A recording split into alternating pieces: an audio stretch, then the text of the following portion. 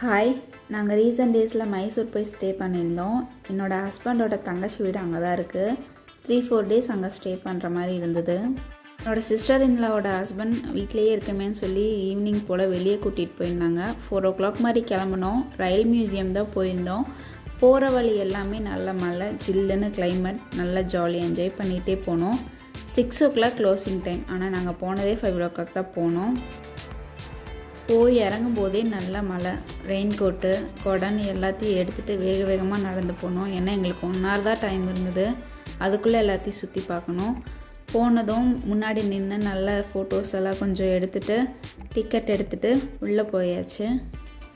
நான் எக்ஸ்பெக்ட் பண்ணதை விடவே மியூசியம் ரொம்பவே நல்லா இருந்தது சுற்றி பார்க்குறதுக்கு. மைசூர் போனீங்கன்னா கண்டிப்பாக ஒரு டைம் இந்த இடத்துக்கு போய் பாருங்கள். 50 rupees தான் சார்ஜு. 50 rupeesக்கு ரொம்பவே ஒர்த்துன்னு சொல்லலாம். ஒரு 2 hours 3 hours வரைக்குமே